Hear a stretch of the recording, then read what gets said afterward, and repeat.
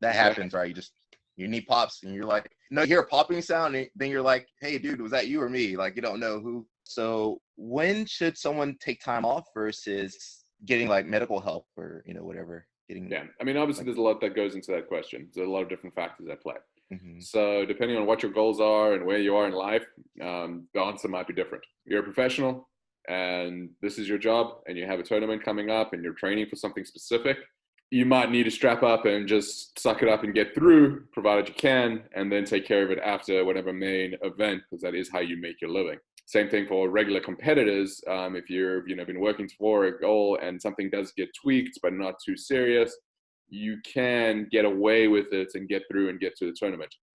If you're just training as a hobbyist and training for training, if your goal is just to enjoy the sport and doing it long term, then you absolutely need to take the rehab and recovery seriously. If you want to be doing this until you can't no more, then you want that day to be rather years down the line than soon.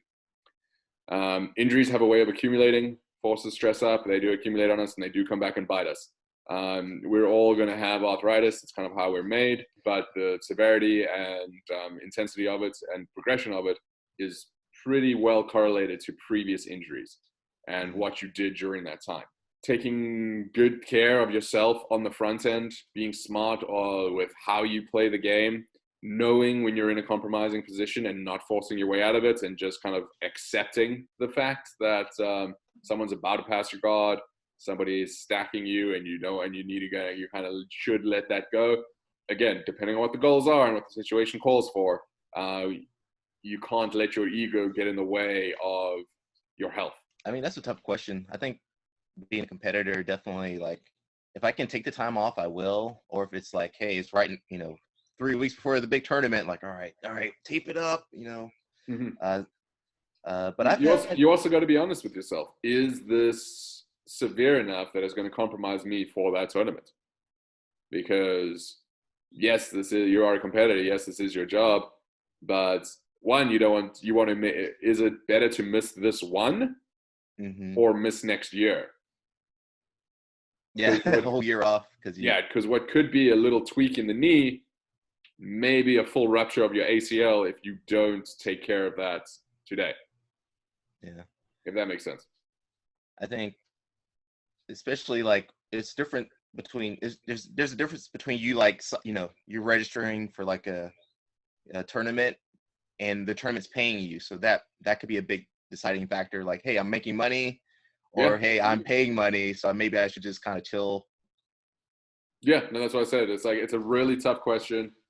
Everybody's situation is different. Everyone's goals are different. The biggest thing that I could probably say is be honest with yourself. If you're hurt, if you're compromised, and whether you should or shouldn't sit out. We just often choose not to because we don't want to. So there's pressure. You get the coach yelling at you, your friends are telling you, you just come on, like all these things that come with it. And it's real and it is true. Like I said, that's why the biggest thing is you just have to be honest with yourself, honest about how hurt you really are.